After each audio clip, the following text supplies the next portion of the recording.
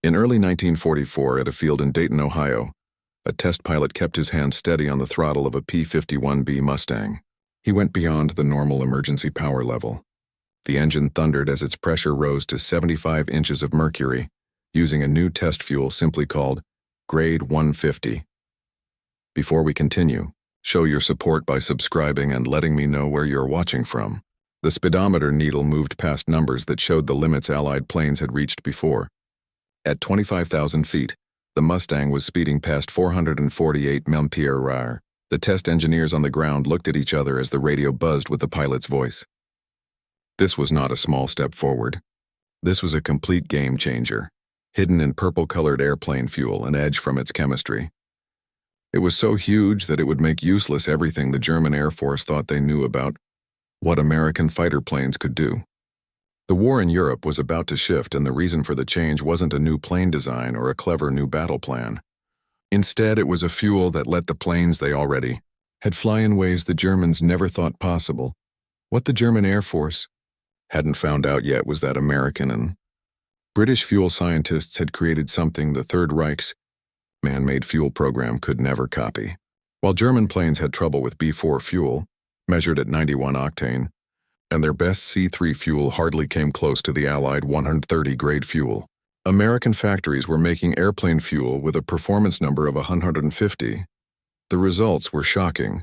A P-51 Mustang using regular 130 grade fuel could get to 437 mph at 25,000 feet.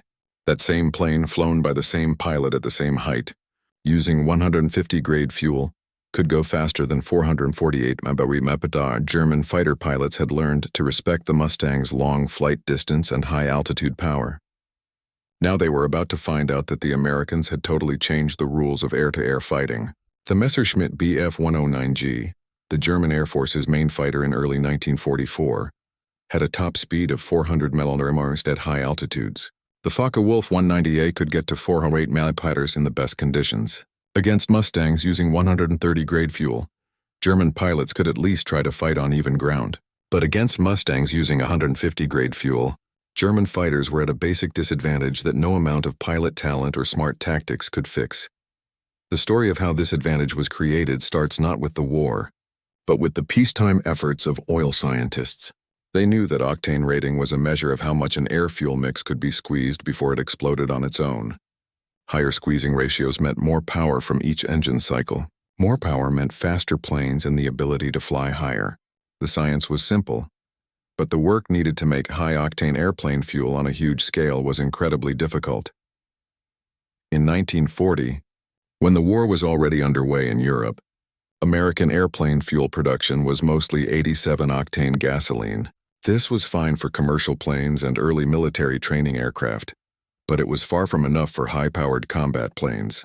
The British, needing any edge against the German Air Force's larger numbers, had worked with American oil companies to create 100-octane fuel, which was ready just in time for the Battle of Britain. The change was noticed right away. British Spitfires and Hurricanes using 100-octane fuel suddenly had 30 to 40 mph more speed up high, and their climb rates went up by 500 to 1,000 feet per minute. German pilots who had enjoyed a performance lead with their 91 to 100-octane fuel suddenly found themselves on equal footing. The creation of 130 grade fuel was another big jump forward. This fuel, with its performance number of 130 on powerful settings, became the main fuel for Allied air power through 1943. It powered the Merlin engines in both Spitfires and Mustangs, the Allison engines in P-38 Lightnings, and the huge Pratt & Whitney R-2800 radials in P-47 Thunderbolts. Production grew quickly under the guidance of General James Doolittle, a strong supporter of aviation fuel. In the 1930s, he had worked hard to get both the military and oil companies to put money into high-octane fuel research.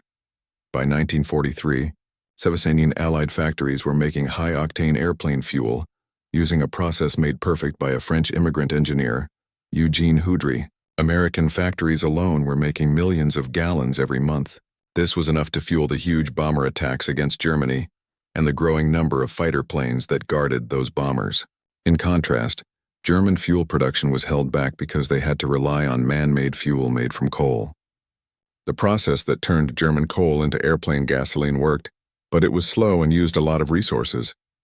Even at its best, Germany could only make a small part of the high-octane fuel that came from American factories. Most German fighters flew on B4 fuel, rated at about 91 octane. Their top-quality C3 fuel, mainly used in Focke-Wulf 190s and certain Messerschmitt models, was similar to Allied 130 grade fuel but was much harder to get.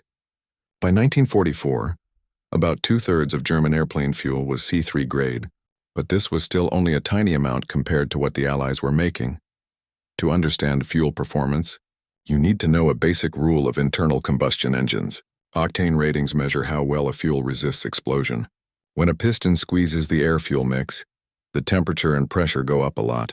If the fuel ignites by itself before the spark plug fires, you get a detonation, which is an out-of-control explosion instead of a controlled burn.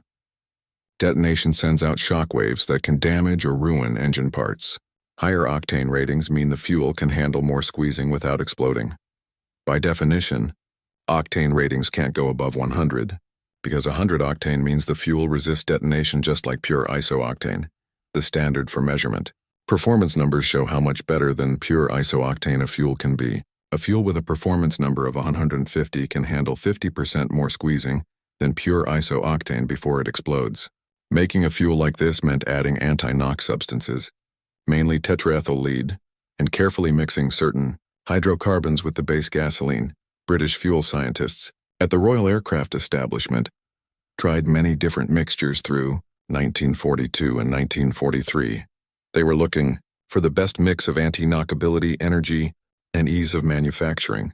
American researchers at Wright Field did similar tests, sharing information with their British allies. By early 1943, both countries had made test amounts of what they called 150 grade fuel.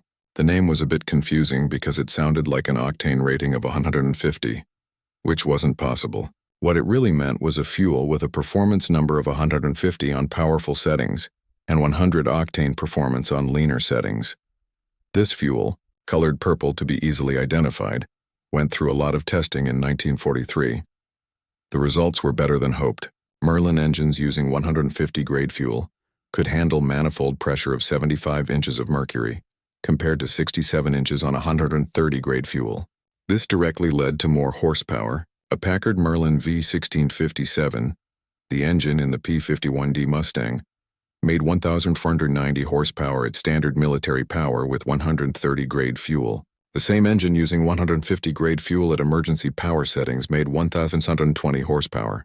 In the P-51B with its V1653 Merlin engine, the power boost pushed it to around 1,600 horsepower.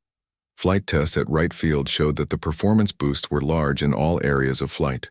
Top speed went up by about 25 to 30 mph at high altitudes. The climb rate got better by several hundred feet per minute.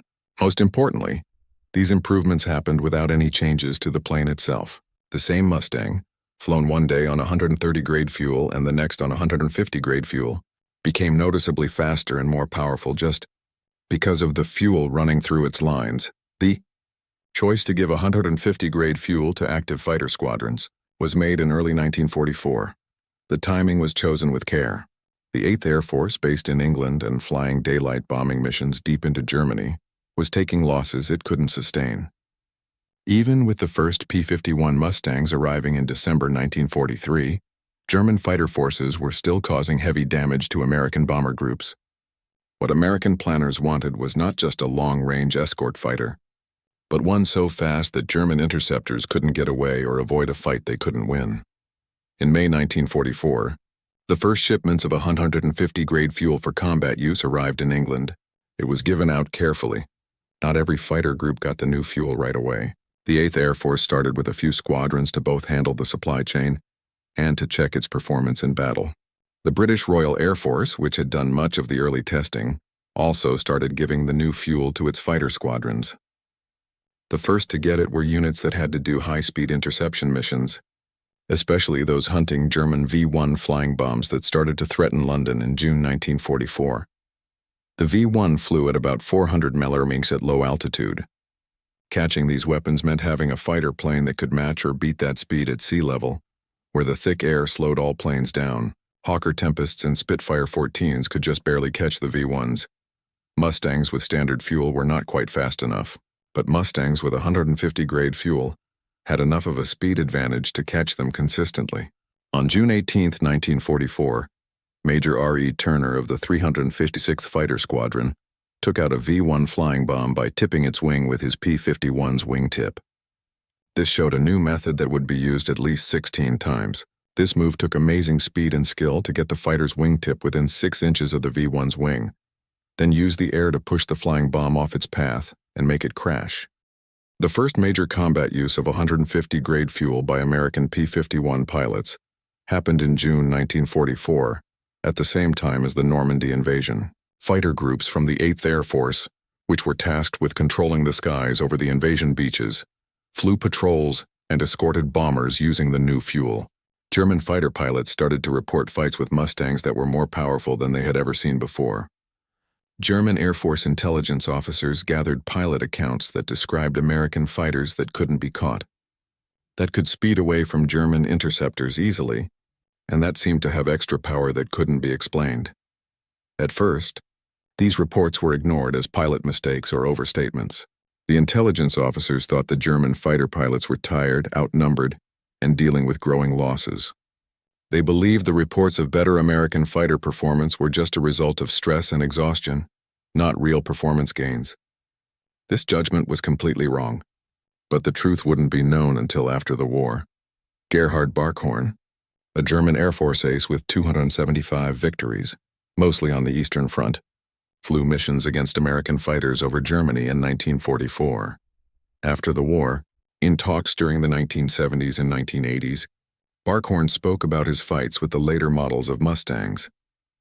He remembered being amazed at the performance of American fighters in the last year of the war.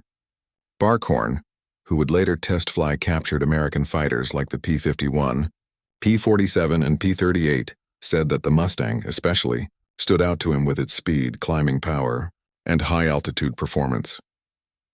What Barkhorn and other German pilots didn't know during the war was that they were up against a plane whose power had been chemically boosted beyond what it was designed for. It was running at power levels that the original Mustang engineers had never imagined. The Merlin engine, designed by Rolls-Royce and built by Packard, had been made with close attention to heat limits, bearing strength and detonation safety margins. Running an engine at higher pressure pushed all of these factors closer to their breaking points. What made 150 grade fuel so special was that it let engines run at these high settings without the destructive detonation that would have ruined engines using lower grade fuels at the same pressure. The science behind this involved the complicated dance of fuel molecules, air molecules, heat, and pressure inside the engine's combustion chamber. Tetrethyl lead, the main anti-knock additive, worked by getting in the way of the chemical reactions that led to early ignition. But there were downsides. Tetrethyl lead was poisonous, so ground crews had to handle it with care. It left residue on spark plugs, valves, and cylinder walls, which meant more maintenance was needed. The 150 grade fuel, with its very high lead content, made these maintenance problems worse. Fighter groups using the new fuel had more issues with fouled spark plugs and increased cylinder damage. American maintenance teams adjusted quickly. Spark plugs were replaced more often. Cylinder checks became more common. Engine overhaul times were changed. The performance benefits were seen as worth the extra maintenance work. For pilots, switching to 150 grade fuel meant learning new ways to operate. Manifold pressure limits were increased. Pilots had to be cautious not to push the engines too hard, especially at low altitudes where the air was thickest. Most importantly, pilots had to learn how to manage their fuel. The 150 grade fuel gave them more power, but running at full throttle used up fuel very quickly. Escort flights to Berlin and back were already at the edge of the Mustang's range. Using the new fuel's full power meant managing fuel carefully, knowing when to go all out and when to pull back to save fuel for the long flight. Combat reports from the summer and fall of 1944 show the big change. 8th Air Force fighter groups with the new fuel reported more victories and fewer losses, and they were better able to stop German fighters trying to attack bomber groups. German fighters that used to be able to make quick, diving attacks and then get away now found they couldn't outrun the Mustangs chasing them. On August 6, 1944, Lieutenant Hollis Bud Nowlin of the 357th Fighter Group, flying on missions to Soviet airfields, ran into German fighters over Eastern Europe. Flying his P-51D named Hellsbells and using 150 grade fuel, Nowlan took on a Messerschmitt Bf-109, flown by Georg Peter Schack. In the fight that followed, Nowlan's speed advantage was the deciding factor. He quickly closed in on Schack's plane and fired a shot that damaged the German fighter's cooling system. Low on fuel and ammo after the fight, Nowlan stopped the chase and waved to the German pilot before going back to his escort job. Schack managed to crash-land his damaged plane near German lines. For 40 years, Schack wondered why the American pilot hadn't finished him off, not knowing that Nowlan thought he had only damaged the plane, not effectively shot it down. When historians later brought the two pilots together for a meeting in Germany, Schack admitted that the Americans' Mustangs showed power that was beyond anything he had ever faced. The speed with which Nowlan had caught up and the extra power he showed had been unlike any past fights with American fighters. The mental impact on German Air Force pilots was huge. Already outnumbered and facing more and more Allied planes, they now had to deal with American fighters that seemed to have no performance limits. Their battle choices became much smaller. They could try to attack in large groups, hoping that their numbers alone would beat the escorts. They could avoid fighting altogether to save their planes and pilots. Or they could fight and likely be shot down by Mustangs that were faster, more agile, and flown by American pilots who were becoming more and more confident and bold. Reichsmarschall Hermann Göring, the head of the German Air Force, famously said when he saw P-51 Mustangs over Berlin that he knew the war was lost. His words showed the German Air Force's strategic problem. The Mustangs' long range meant no place in Germany was safe from American daylight bombing. The arrival of the better fuel in mid-1944 made this crisis even worse. German technical intelligence finally got samples of Allied 150 grade fuel from captured drop tanks or crashed planes. German fuel scientists studied the samples and confirmed what their pilots had been saying. The Americans had created an airplane fuel with performance well beyond what German man-made fuel plants could make. Some German reports hinted that their late-war C-3 fuel was close to a performance number of 150, but it was made in small amounts and the quality varied. Allied bombing of German man-made fuel plants, especially the attacks on Luna and other big facilities in May and June 1944, further limited German fuel production. By late 1944, the German Air Force was rationing fuel. Fighter units were given first priority, but even they had to work under strict limits. Training for new pilots was cut back sharply. Many German pilots got to their units with very little flying time compared to American pilots, who usually had several hundred hours of training before seeing combat. Between January and May 1944, before the widespread use of 150 grade fuel, American bombers were lost at a rate of about 3 to 6% per mission.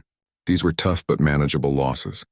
Between June and December 1944, after the new fuel was introduced and air superiority was gained, the loss rates fell to under 2% per mission. Fighter victories went up significantly. American P-51 groups in the 8th, 9th, and 15th Air Forces claimed about 4,950 German planes destroyed in air-to-air combat between late 1943 and May 1945, with a large number of those victories happening after June 1944. The German pilot force, which had started 1944 with a lot of experience despite big losses on the Eastern Front, was methodically wiped out. By D-Day on June 6, 1944, only 2 German Air Force planes were seen over the Normandy beaches. The German Air Force still had thousands of fighters, but it didn't have the fuel, the trained pilots, or the tactical freedom to use them well. The technical details of 150 grade fuel are worth looking at. The fuel's lean mixture octane rating of 100 meant it resisted detonation, as well as pure isooctane when engines were running at cruising power. The fuel's rich mixture performance number of 150 meant it could handle 50% more squeezing than isooctane when engines were at full power. This combination let pilots cruise efficiently to save fuel for long distances, then switch to powerful mixtures at high power for combat. They could be sure the engine wouldn't detonate even at the highest pressure settings. The handling rules for 150 grade fuel needed extra care because of the high tetraethyl lead content. Ground crews wore protective gear when fueling planes. Spills were cleaned up right away to avoid lead poisoning. Fuel trucks and storage tanks were clearly labeled to stop different fuel grades from being mixed up by accident. Even with these safety measures, the safety record was good. Industrial accidents were uncommon. The change in combat squadrons meant pilots needed training. Pilots were taught about the new fuel's qualities and the updated engine operating rules. Manifold pressure limits were raised. Operational instructions explained when and how to use maximum power settings. The planes didn't need any changes. The engines, fuel systems, and all other parts worked with both types of fuel. This compatibility made supplies and operations much easier. The production numbers tell a story of industrial power on a level Germany couldn't hope to match. Between May 1944 and April 1945, the 8th Air Force used over 53 million gallons of 150 grade fuel. Total Allied production across all factories was likely over 200 million gallons during its operational use. Each gallon needed a factory.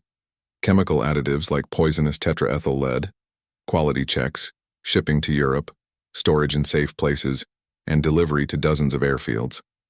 American industrial power in 1944 was working at levels that seemed almost magical. Factories built thousands of bombers and tens of thousands of fighters. Shipyards built Liberty ships faster than Germany could sink them. Oil refineries made airplane fuel in amounts that were greater than Germany's total fuel production of all types. This was the result of decades of industrial growth, huge natural resources, a homeland that was safe from enemy bombers, and a workforce that included millions of women who filled factory jobs to help the war effort. The Royal Air Force used 150 grade fuel widely in its fighter missions over Europe. British squadrons flying Spitfire 14s, Tempest Vs, and Mustang IIIs and IVs were given the new fuel first. RAF pilots reported similar performance boosts to what American pilots saw. The Tempest, already one of the fastest piston engine fighters in the sky, became even more powerful. Tempest squadrons had amazing success against V-1 flying bombs. Between June and September 1944, RAF 150 Wing Tempest shot down 638 flying bombs, with No. 3 Squadron alone getting 305. Squadron leader Joseph Barry shot down 59 V-1s. Belgian ace squadron leader Remy van Lierde took out 44, and wing commander Roland Beaumont took out 31. The next best planes for this job were the Mosquito with 623 victories, the Spitfire 14 with 303, and the Mustang with 232. The performance edge was useful in every situation. The combat power of 150 grade fuel was proven again and again through late 1944 and early 1945. Fighter groups that got the new fuel reported more victories and fewer losses. By March 1945, almost every P-51 unit was using the fuel. Combat reports from this time show very one-sided fights. German fighters rarely put up a real challenge to Allied groups. When they did fight, they usually took heavy losses. By April 1945, missions over Germany often saw no enemy planes at all. The German Air Force was done, destroyed by constant losses, fuel shortages, and the systematic removal of experienced pilots who couldn't be replaced. On May 8, 1945, Germany gave up. The air war over Europe finished with complete Allied control of the skies. This control had many reasons. The P-51 Mustang's long range was vital. American pilot training was top-notch. The Allies had far more planes. But the petroleum engineering advantage that 150 grade fuel gave them was very important. The purple-colored gasoline turned good fighters into amazing fighters, gave Allied pilots confidence, and was a symbol of the combined technological and industrial power of nations that could make more, invent more, and in the end outlast their enemies. Speed is crucial in air combat. A faster fighter can decide when to fight and when to run. A faster fighter has tactical choices that slower opponents don't have. When American fighters became clearly faster through a mix of great airplane design and better fuel, the German Air Force's tactical choices shrank dramatically. The difference between the German and Allied situations in late 1944 and early 1945 was clear. Allied fighters could fly several combat missions a day, limited only by pilot tiredness and plane maintenance. German fighters often stayed on the ground because of a lack of fuel. When they did fly, they had to follow strict fuel-saving rules that limited their combat ability. A German pilot who used too much fuel in a fight might not have enough to get back to base. An Allied pilot could use full power when they needed to, sure that they had plenty of fuel for the return trip. This operational freedom had strategic effects. Allied fighters could keep up constant patrols, react to threats forcefully, and keep flying missions without a break. German fighters had to choose their moments with care, save fuel strictly, and often leave a fight not because they were losing, but because they were running low on fuel. German Air Force pilots flew knowing that every flight might be their last. Not because they might be shot down, but because there might not be fuel for another mission. In contrast, Allied pilots flew with a confidence that came from having better equipment and supplies. They knew their planes were fast, their fuel was abundant, and their support system was strong. This confidence led to bolder tactics, better combat outcomes, and higher survival rates. The story of 150-grade fuel is a story about industrial war. Victory went to the side that could make not just more planes but better planes, not just enough fuel but superior fuel, not just enough trained pilots but a huge surplus of well-trained pilots supported by an industrial system that could replace losses faster than the enemy could cause them. American and British fuel scientists working in labs and factories never flew combat missions over Germany. They never faced anti-aircraft fire or enemy fighters, but their work, measured in performance numbers and manifold pressure readings, helped decide who ruled the skies over Europe in 1944 and 1945. Every time a P-51 pilot pushed his throttle forward and felt his Mustang jump ahead with power that German fighters couldn't match, he was benefiting from chemical engineering that turned crude oil into a fuel that made amazing things seem normal. German planners had thought American fighters would perform within expected limits based on their design and standard fuel. What they met instead were fighters whose performance was beyond their calculations, supported by a fuel production system so large and advanced that it showed an industrial power Germany could not match. By the spring of 1945, as Allied armies pushed into Germany from the east and west, the German Air Force had basically stopped being an effective fighting force. A few units still flew, often with just enough fuel for one trip.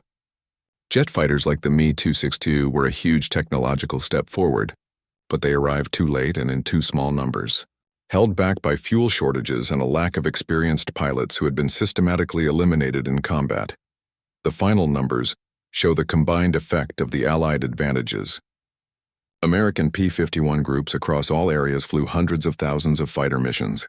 They claimed about 4,150 enemy planes destroyed in air combat, and another 4,131 destroyed on the ground. These numbers meant not just planes destroyed, but also pilots killed, experience lost, and German industrial power wasted on building replacements that were also destroyed before they could have a strategic impact. The 150-grade fuel wasn't the only reason for this result, but it was a major contributing factor. It provided the edge of superiority that made the difference between a tough fight and a clear victory. The 448 MPH that a properly boosted P-51 could reach stood for not just speed, but also technological superiority and industrial power. This is what German planners had failed to see. That American fuel scientists and petroleum engineers working far from any battlefield could create a weapon as powerful as any gun or bomb. That purple-colored gasoline could shape air combat just as much as better tactics or better training. That the key to air superiority over Europe in 1945 would involve the compression ratios of piston engines, the anti-knock qualities of certain hydrocarbons, and the performance numbers of airplane fuels that were beyond anything Germany could make. The P-51 Mustangs that flew over Berlin in early 1944 were amazing planes.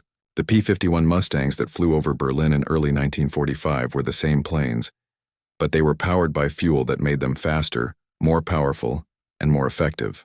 That difference, measured in octane numbers and performance ratings, in manifold pressure readings and airspeed indicators, was one of the many differences that decided who would win the war for Europe's skies. In that decision rested the fate of Nazi Germany and the proof of Allied industrial strength, shown as a purple liquid poured into fuel tanks, burned in powerful engines, and turned into victory, one combat mission at a time.